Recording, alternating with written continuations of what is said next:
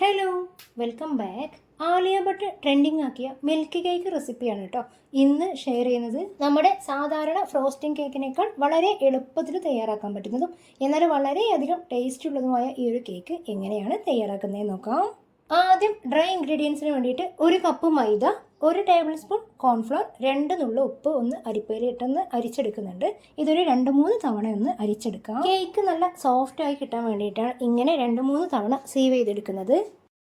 ഇനിയൊരു വലിയ ബൗളിലേക്ക് 3 മുട്ട പൊട്ടിച്ചൊഴിച്ചു കൊടുക്കാം. ഇത് നന്നായിട്ടൊന്ന് ബീറ്റ് ചെയ്തെടുക്കണം. 3-4 മിനിറ്റ് ബീറ്റ് ചെയ്ത ശേഷം ഇതിലേക്ക് 1/4 കപ്പ് പൊടിച്ച പഞ്ചസാര ഇട്ട് കൊടുക്കാം. 1 ടീസ്പൂൺ വനില എസൻസും കൂടി ചേർത്ത് 2-3 മിനിറ്റ് കൂടി ഒന്ന് ബീറ്റ് ചെയ്തെടുക്കണം. മുട്ട നന്നായിട്ട് പതഞ്ഞു പൊങ്ങിയതിനു ശേഷം ഇതിലേക്ക് 1/4 കപ്പ് സൺഫ്ലവർ ഓയിൽ കൂടി ചേർത്ത് 30 സെക്കൻഡ് കൂടി ഒന്ന് ബീറ്റ് ചെയ്തെടുക്കാം. ഇനി ഇതിലേക്ക് നേരത്തെ മാറ്റി വെച്ചിട്ടുള്ള മൈദ മിക്സ് 3-4 ബാച്ചുകളായിട്ട് ചേർത്ത് മെല്ലെ മെല്ലെ മിക്സ് ചെയ്തെടുക്കണം. മൈദ ഒന്നിച്ചിടാതെ കുറേശ്ശെയായിട്ട് മുഴുവനായിട്ട് മിക്സ് ചെയ്ത ശേഷം വേണം അടുത്ത ബാച്ച് ഇട്ട് കൊടുക്കാൻ.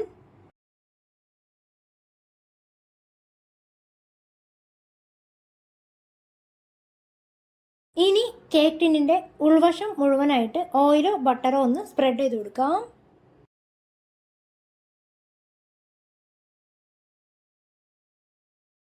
ഇനി കേക്ക് ടിന്നിൻ്റെ ഉള്ളിലായിട്ടൊരു ബട്ടർ പേപ്പർ വെച്ച് കൊടുക്കാം.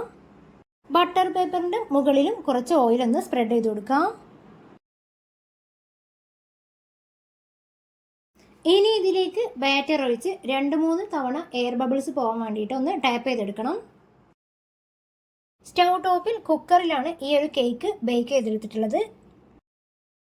സ്റ്റൗ ടോപ്പിൽ കുക്കറിൽ ബേക്ക് ചെയ്യുന്ന രീതി മുമ്പൊരു വീഡിയോയിൽ കാണിച്ചിട്ടുണ്ട്. ലിങ്ക് ഡിസ്ക്രിപ്ഷനിൽ കൊടുക്കുന്നു. കേക്ക് നന്നായിട്ട് ചൂടാറിയതിനു ശേഷം വേറൊരു പ്ലേറ്റിലേക്ക് മാറ്റി കൊടുക്കാം.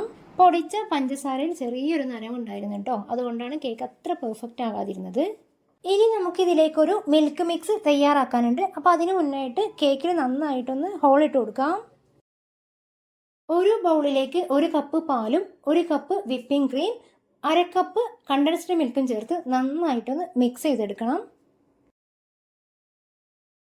ഈ ഒരു മിക്സാണ് ഇതിൻ്റെ മെയിൻ ഇൻഗ്രീഡിയൻ്റ് ആയിട്ട് വരുന്നത്. കേക്കിന് നല്ല ടേസ്റ്റ് നൽകുന്നതും ഈ ഒരു മിക്സ് തന്നെയാണ്. അപ്പോൾ ഈ ഒരു സ്റ്റെപ്പ് ഒരിക്കലും മിസ് ചെയ്യരുത്. നന്നായിട്ട് മിക്സ് ചെയ്തതിന് ശേഷം ഇത് കേക്കിന് മുകളിലൂടെ കുറേശ്ശെയായിട്ട് ഒഴിച്ചു കൊടുക്കാം. 1-2 സ്പൂൺ ഒഴിച്ചതിന് ശേഷം ഒന്ന് വെയിറ്റ് ചെയ്ത് ഈ ഒരു മിക്സ് കേക്കിൽ നന്നായിട്ട് ഇറങ്ങിയിട്ട് വേണം അടുത്തത് ഒഴിച്ചു കൊടുക്കാൻ. ഈ ഒരു മിക്സ് കേക്കിലേക്കും കേക്കിൻ്റെ വശങ്ങളിലേക്കും നന്നായിട്ട് ഇറങ്ങി വരണം. മിൽക്ക് മിക്സ് മുഴുവനായിട്ടും ഈ ഒരു പ്ലേറ്റിലേക്ക് തന്നെ ഒഴിച്ചു കൊടുക്കുക. വിപ്പിംഗ് ക്രീം മുകളിലൊന്ന് ഫ്രോസ്റ്റ് ചെയ്തെടുക്കാം. വിപ്പിംഗ് ക്രീം സാധാരണ ഫ്രോസ്റ്റിംഗ് കേക്കിൻ്റെ അത്രയും സ്റ്റിഫ് ആവേണ്ട ആവശ്യമില്ല. കുറച്ചൊരു തിക്നെസ്സിൽ തന്നെ വിപ്പിംഗ് ക്രീം സ്പ്രെഡ് ചെയ്ത് കൊടുക്കാം. ഇനി ഒരു സ്പാറ്റുല കൊണ്ട് മുകളിലും സൈഡിലൊക്കെ ഒന്ന് ലെവൽ ചെയ്ത് കൊടുക്കാം.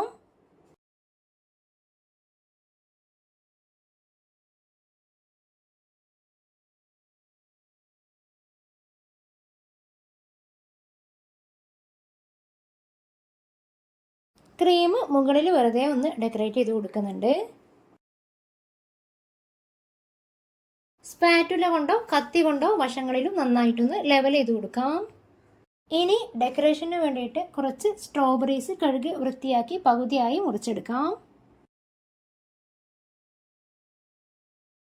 പകുതിയായിട്ട് കട്ട് ചെയ്ത സ്ട്രോബെറി വിപ്പിംഗ് ക്രീമിന് മുകളിലായിട്ട് വട്ടത്തിലൊന്ന് വെച്ച് കൊടുക്കാം.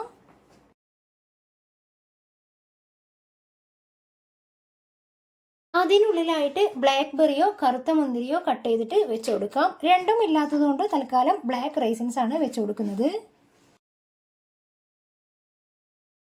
അപ്പോൾ മറ്റുള്ള കേക്കിനേക്കാളും വളരെ എളുപ്പമല്ലേ ഈ ഒരു കേക്ക് ഉണ്ടാക്കാനായിട്ട്. ടേസ്റ്റിൻ്റെ കാര്യത്തിലാണെങ്കിലും മറ്റുള്ള കേക്കിനേക്കാൾ ഒരു പടി മുന്നിലാണെന്ന് പറയാം. ഫ്രിഡ്ജിൽ വെച്ച് നന്നായിട്ട് തണുപ്പിച്ച ശേഷം ചെറിയ കഷ്ണങ്ങളാക്കി കട്ട് ചെയ്തെടുക്കാം.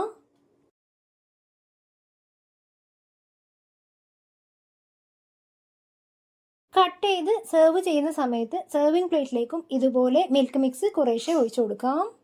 മിൽക്ക് മിക്സും കൂടി ചേർത്ത് കഴിക്കുമ്പോഴാണ് കേക്കിന് ഇത്രയൊരു ടേസ്റ്റ് വരുന്നത്. അപ്പോൾ ഈ കേക്ക് ഇതുവരെ ഉണ്ടാക്കി നോക്കിയിട്ടില്ലാത്തവർ തീർച്ചയായും ട്രൈ ചെയ്ത് നോക്കിയിട്ട് ഫീഡ്ബാക്ക് അറിയിക്കണേ. പുതിയൊരു വീഡിയോയുമായി വീണ്ടും വരുന്നത് വരേക്കും ബൈ.